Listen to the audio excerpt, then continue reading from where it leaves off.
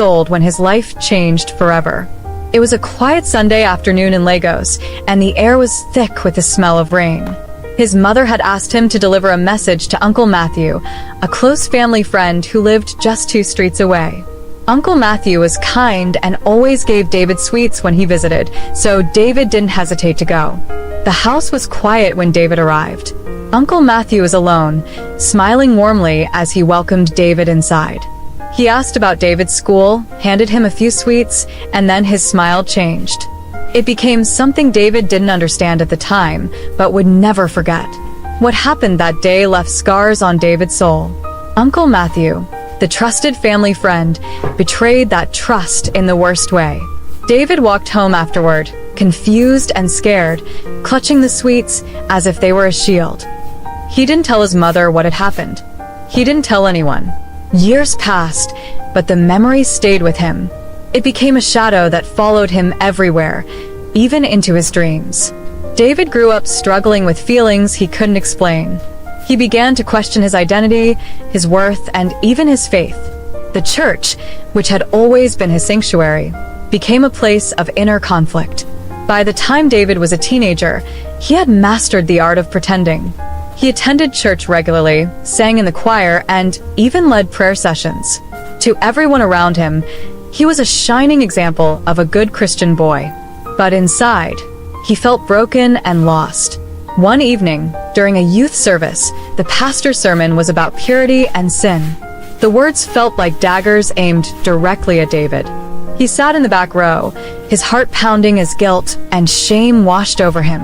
After the service, he slipped out quietly and walked home alone. The streets were dark, lit only by the flickering streetlights, and the shadows seemed to whisper his name. At home, David knelt beside his bed and prayed. He asked God to take away the confusion, the memories, and the feelings that he believed made him unworthy. Tears streamed down his face as he begged for forgiveness, though he wasn't sure what he was asking to be forgiven for. That night, he promised himself he would be better. He would be a good Christian no matter what. David's resolve only grew stronger over the years. By the time he was in his 20s, he had decided to dedicate his life to God. He enrolled in a theology school and spent years studying the Bible, preaching, and helping others find their faith. He became known for his powerful sermons and his ability to connect with people on a deep, spiritual level.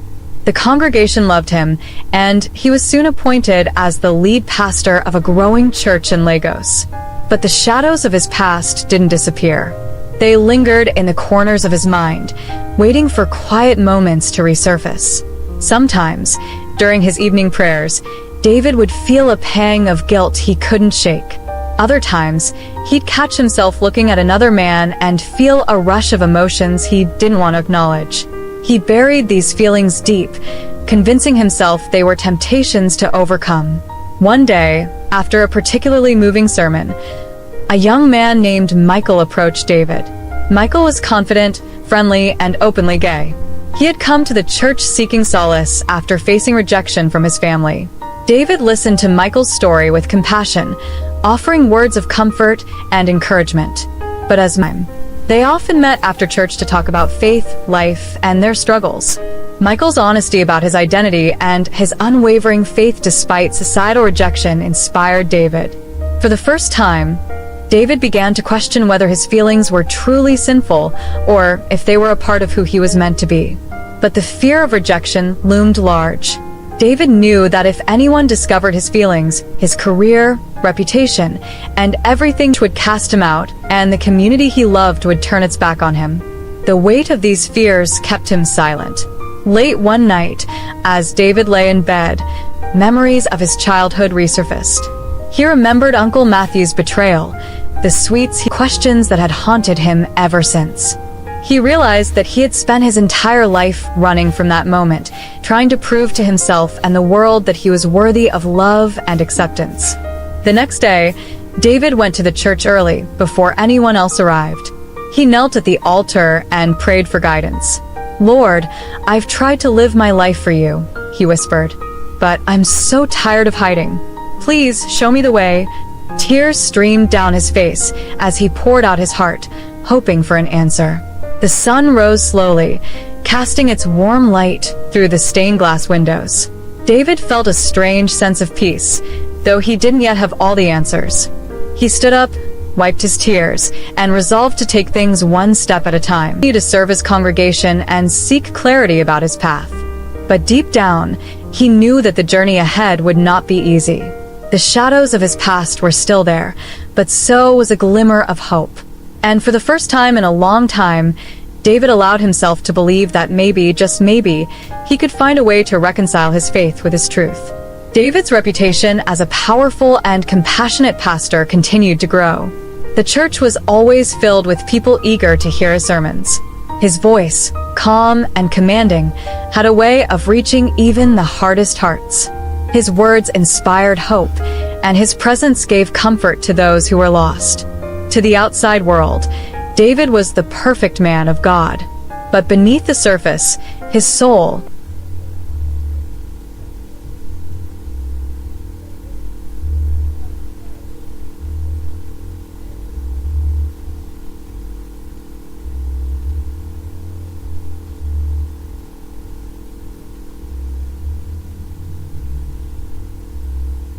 was a battlefield.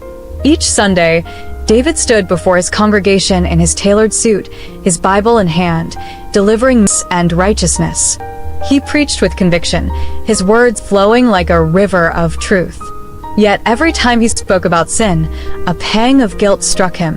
He wondered if the people in the pews could see through his mask. Could they sense the inner turmoil he hid so carefully?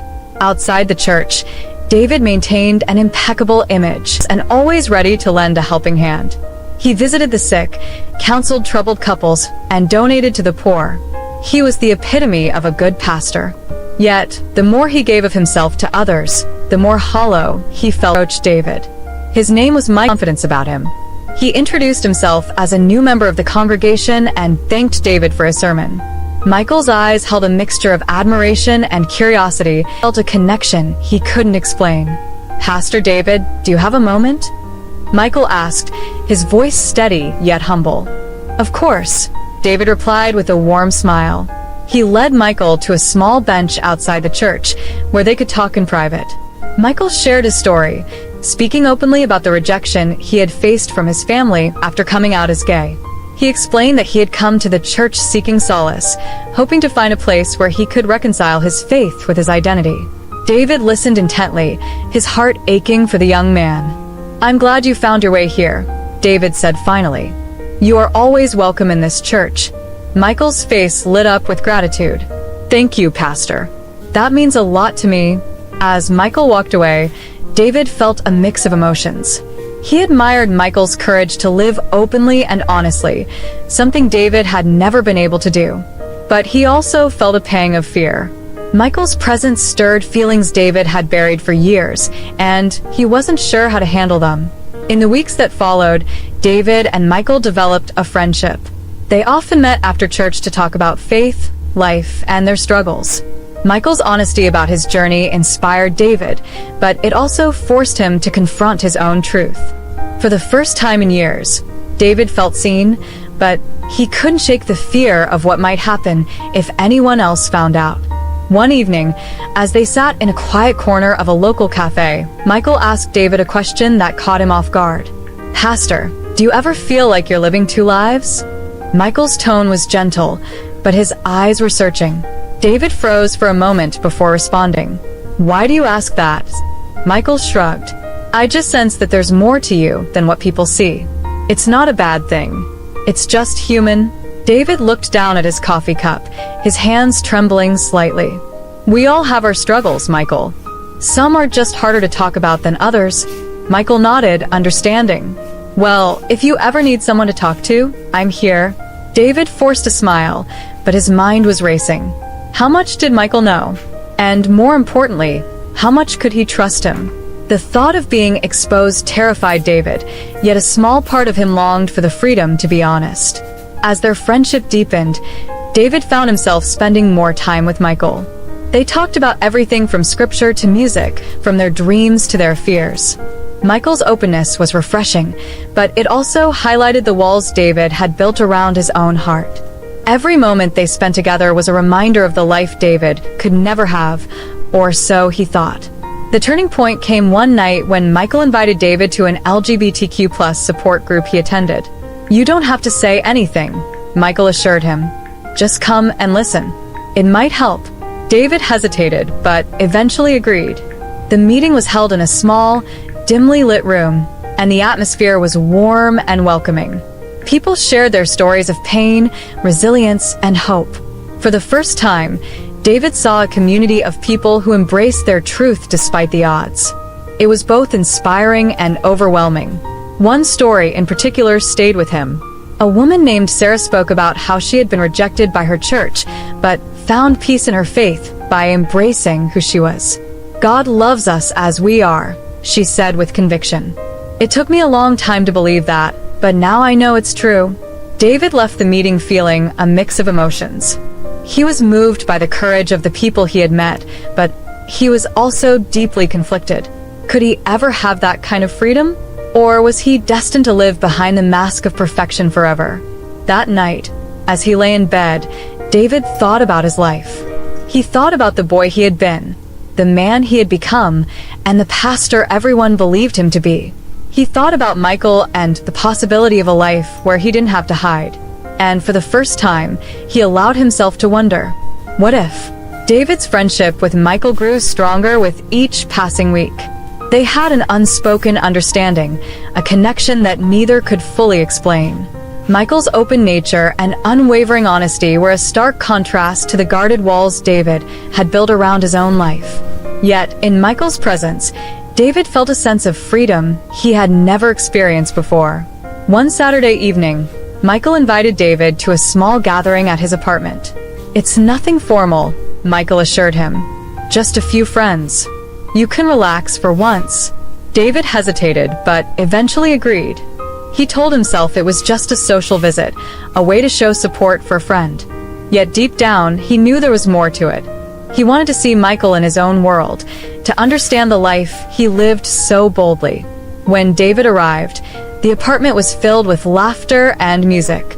Michael's friends were warm and welcoming, each with a story of resilience and triumph over adversity. David found himself drawn to their energy, their openness, and their unapologetic embrace of life. For the first time, he allowed himself to relax, to let go of the constant fear of judgment. As the evening wore on, Michael and David found themselves sitting on the balcony, overlooking the city lights. The air was cool, and the distant hum of traffic filled the silence between them. Michael leaned back in his chair, his gaze fixed on the stars. "You know, David," Michael began, his voice soft but steady, "you've got a lot of walls around you." David chuckled nervously. "That obvious, huh?" Michael turned to him, his eyes serious. "Yeah. "But I get it. It's not easy being yourself in a world that wants you to fit into a box." David's heart raced. He felt exposed, as if Michael could see right through the carefully constructed facade he had spent years building. But instead of fear, he felt a strange sense of relief. For once, he didn't have to pretend. "Sometimes I don't even know who I am," David admitted, his voice barely above a whisper. "I've spent so long trying to be what everyone else expects of me that I've forgotten how to just be." Michael nodded, his expression empathetic. "I've been there. It's a lonely place. But you don't have to stay there, David. You deserve to be happy, to be free." The sincerity in Michael's words struck a chord in David. He wanted to believe them, to hold on to the hope they offered. But the weight of his responsibilities, his faith, and his fear of rejection felt insurmountable. As the night grew darker, David found himself opening up to Michael in ways he never had before. He shared pieces of his past, his struggles, and his fears. Michael listened without judgment, offering support and understanding. For the first time in years, David felt truly seen. The weeks following the gathering were a whirlwind of emotions for David. He began to question everything he had once believed to be true. His growing feelings for Michael were undeniable, yet they clashed with the teachings he had built his life around. He found himself caught between two worlds, two identities, and two desires that seemed impossible to reconcile. One evening, after a particularly emotional prayer session, David found himself dialing Michael's number. "Can we meet?" he asked, his voice shaky. Michael's response was immediate. "Of course. Are you okay?" David hesitated. "I'm not sure. I need to talk." They met at a quiet park near Michael's apartment. The air was crisp, and the faint glow of streetlights illuminated the path. They walked in silence for a while before David finally spoke. "I don't know what to do, Michael," he confessed, his voice heavy with emotion. "I feel like I'm being pulled in two different directions, and I'm afraid I'll lose everything if I choose wrong." Michael stopped walking and turned to face him. "David, this isn't about choosing right or wrong. It's about choosing what's true to you. You can't keep living for everyone else. You have to live for yourself." David's eyes filled with tears. "But what if who I am isn't good enough? What if I lose my church, my community, my faith?" Michael placed a hand on David's shoulder. "Your faith isn't something you lose, David. It's something you carry with you. And the people who truly care about you will see your heart, not just the image you project." David looked at Michael, his heart pounding. He wanted to believe those words, to embrace the possibility of a life where he could be honest about who he was. But the fear of rejection, of losing everything he had worked so hard to build, held him back. That night, as he lay in bed, David replayed Michael's words in his mind. For the first time, he allowed himself to imagine a life where he didn't have to hide. A life where he could love openly, without fear. The thought was both terrifying and exhilarating. David knew the road ahead would not be easy. But as he drifted off to sleep, a small seed of hope began to take root in his heart. Maybe, just maybe, he could find a way to reconcile his faith with his truth. And for the first time in years, he dared to dream of a life where he could finally be free. The congregation adored Pastor David. His sermons were filled with passion, and his presence inspired hope. Yet, the same qualities that made him beloved also drew attention to his every move. In a community where gossip spread faster than wildfire, David's growing friendship with Michael had not gone unnoticed. One Sunday morning, after delivering a heartfelt sermon on love and forgiveness, David stood at the church entrance, shaking hands with members as they left. Among them was Mrs. Martha, a longtime church member known for her sharp tongue and suspicious nature. She lingered longer than usual, her eyes studying him closely. "Pastor David," she said, her voice sweet but laced with curiosity. "It's good to see you happy lately. I've noticed you've been spending time with that young man, Michael. Such a kind boy. Is he new to the faith?" David's heart skipped a beat, but he maintained his composure. "Yes, Michael's been attending for a few months now. He's on a journey of faith, and I've been mentoring him." Martha's smile tightened. "How wonderful. You're always so dedicated to helping others. God bless you, Pastor." As she walked away, David felt a chill run down his spine.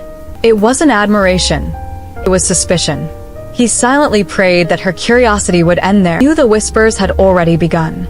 That evening, David sat in his office, staring at his Bible but unable to focus.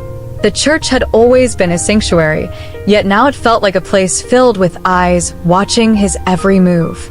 He thought of Michael, of their conversations, of the hope and joy he brought into David's life. But with that joy came an undeniable risk. The following week, rumors began to surface. They were subtle at first, whispers exchanged in hushed tones during after-service gatherings. "Have you noticed how much time Pastor spends with Michael?" someone would ask. "It's probably nothing," another would reply, though their tone suggested otherwise. David tried to ignore the gossip, but it wasn't long before it reached the ears of the church council. During a routine meeting, Deacon Robert, one of the senior members, brought it up.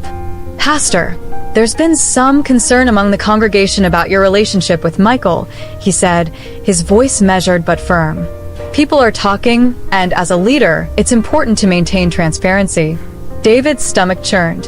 "Michael is a member of this church, and I've been guiding him spiritually, as I would with anyone seeking God," he replied, his tone calm but resolute. "Of course," Robert said, though his eyes held doubt. "But perhaps it would be wise to be more cautious. The church can be sensitive to appearances. David nodded, though the words stung.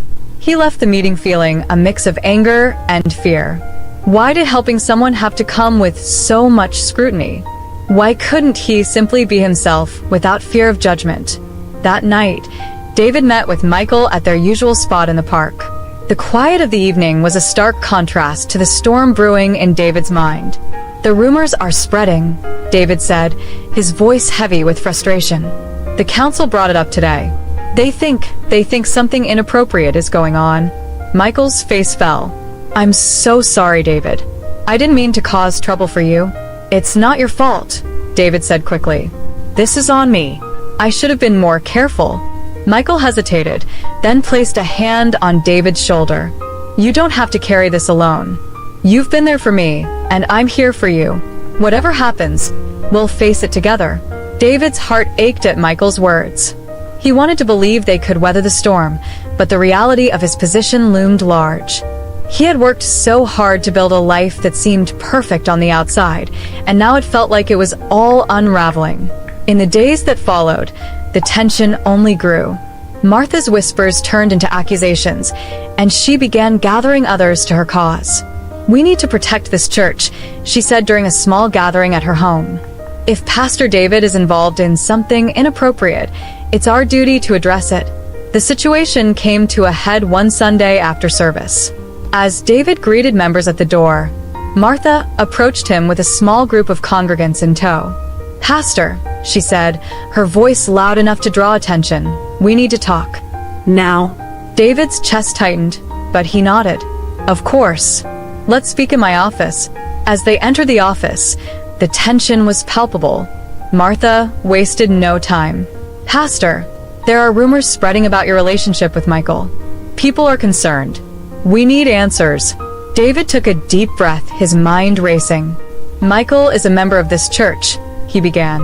"I've been mentoring him, as I would with anyone who seeks spiritual guidance. There is nothing inappropriate about our relationship."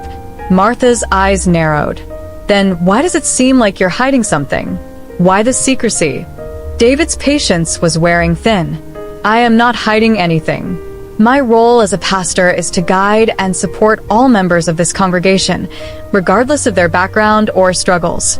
If anyone has doubts about my intentions, I encourage them to come to me directly rather than spread unfounded rumors." The room fell silent, Martha's accusations hanging in the air. Finally, one of the other congregants spoke. "Maybe we should give Pastor David the benefit of the doubt. He's always been there for us. Let's not rush to judgment." Martha frowned but said nothing more. As the group left his office, David felt both relief and exhaustion. He knew this was far from over, but for now, he had managed to hold his ground. That evening, as he prayed alone in the sanctuary, David asked for strength. The road ahead was uncertain, but he knew he couldn't continue to live in fear. If he was going to face the storm, he would need to confront the truth, both to his congregation and to himself. The days following the confrontation in David's office were some of the most difficult of his life. The whispers in the church grew louder, and he could feel the weight of their judgment in every glance and handshake. He had always known his dual life was fragile, but now it felt like a house of cards about to collapse. Adding to the tension was the assumption that Pastor David, as a single man in his mid-30s, should be seeking a wife. Members of the church had subtly, and sometimes not so subtly, hinted at their expectations. "A man of God needs a good woman to support him," one deacon had said just last month, nodding approvingly at a young woman in the choir. David would always smile politely and deflect these comments, offering vague assurances that God's timing was perfect. The truth was far more complex. He wasn't attracted to women, and he had long since accepted that. But to say so aloud, especially in his position, was unthinkable. And now, with Michael in his life, the walls he had built around himself seemed even harder to maintain. One Friday evening, after a particularly draining week, David met Michael at the park. The sky was painted with hues of orange and pink, and the cool breeze offered a brief respite from the heat of the day. Michael could see the exhaustion in David's face. "You look like you've been through it," Michael said gently, handing David a bottle of water. David sighed deeply. It's getting worse, Michael. The rumors, the questions, the expectations, it's all too much. I don't know how much longer I can keep this up. Michael placed a comforting hand on David's shoulder. You don't have to face this alone. You've spent your whole life carrying everyone else's burdens. Maybe it's time to let someone carry yours for a change.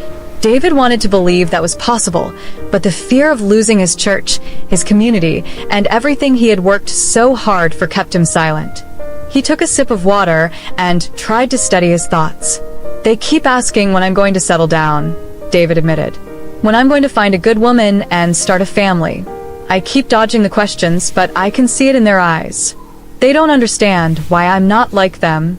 Michael frowned. Why do you keep letting their expectations control you? You've done so much for them. Isn't it time to start living for yourself? David shook his head. It's not that simple. The church is my life.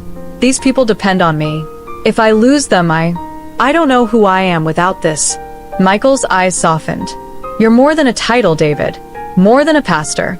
You're a man who deserves to be happy, just like anyone else. And if they can't see that, then maybe they're not the ones you should be giving your heart to. David looked at Michael, his heart heavy with conflicting emotions. He knew Michael was right, but the path forward felt impossibly steep. He wanted to be honest, to live authentically, but the risk of losing everything paralyzed him. That Sunday, as David prepared for his sermon, the weight of his inner conflict was almost unbearable. He stood at the pulpit, looking out at the faces of his congregation. They were his family, his flock, and he loved them deeply. But their love for him was built on an image he wasn't sure he could maintain. As he began to preach, his voice trembled slightly. Today, I want to talk about honesty, about what it means to live in truth. The words felt heavy on his tongue, but he pressed on. We all have parts of ourselves we'd rather hide. Fears, struggles, doubts. But the truth is, hiding those parts doesn't make them go away. It only makes the burden heavier. David's eyes scanned the room, meeting the gazes of his congregation. Some looked attentive, others curious, and a few seemed unsettled. He continued, God calls us to live in the light, to be honest with ourselves and with each other. It's not always easy, but it's the only way we can truly be free. After the service, David retreated to his office, his heart pounding. He had spoken the truth, but only in vague terms. It was a small step, but it felt monumental. He knew the road ahead would demand more courage than he'd ever shown before. Later that evening, Michael called. I heard your sermon, he said, his voice filled with pride. That was brave, David. David sighed. It's not enough. I've spent so long hiding that I don't even know where to start. Michael's voice was steady. You start by taking one step at a time. And when you're ready, I'll be right here to walk with you. As David hung up the phone, he felt a small spark of hope. The path forward was still unclear, but for the first time, he began to believe that he might not have to walk it alone. The tension that had been building for weeks finally reached its breaking point. The rumors about Pastor David and Michael were no longer whispers, but loud murmurs that spread through the church like wildfire. Mrs. Martha, emboldened by her suspicions, decided it was time to act. It started during a midweek Bible study session. As the congregation gathered in the main hall, Mrs. Martha stood up, her voice cutting through the murmurs of casual conversation. Brothers and sisters, she began, her tone filled with a mix of concern and self-righteousness. I feel it is my duty to bring something to light. There have been troubling rumors about our dear Pastor David. I believe, as a community, we must address these concerns for the sake of the church. Gasps echoed through the room, and all eyes turned to David, who sat at the front, his Bible open on the table before him. His heart sank as he realized the storm he had feared was finally here. What are you implying, Sister Martha? Deacon Robert asked, his tone cautious but firm. Mrs. Martha clasped her hands, her expression one of feigned sorrow. It has come to my attention that Pastor David has been spending a great deal of time with a certain young man, Michael. While mentorship is commendable, the nature of their relationship has raised questions. The room erupted in murmurs, some voices filled with shock, others with curiosity. David stood, his pulse pounding in his ears. He knew he had to speak, but the words felt stuck in his throat. "Silence, please," Deacon Robert called, raising his hand. "Pastor David, do you have anything to say?" David took a deep breath and stepped forward. His palms were clammy, and his voice wavered as he began. "Michael is a member of this church who has faced rejection and pain. I have been mentoring him, as I would with anyone seeking spiritual guidance. There is nothing inappropriate about our relationship." Some members nodded in agreement, but others exchanged skeptical glances. Mrs. Martha was not satisfied. "If that's true," she pressed, "why have you been so secretive about it? Why not be open with the congregation?" David clenched his fists, his frustration bubbling beneath the surface. "I have not been secretive. I've been doing what I've always done, helping those in need. But it seems my actions have been misconstrued, and for that, I am sorry." The room was silent for a moment before Deacon Robert spoke again. "Pastor David, the congregation looks up to you as a leader and a guide. Transparency is crucial. Perhaps it would be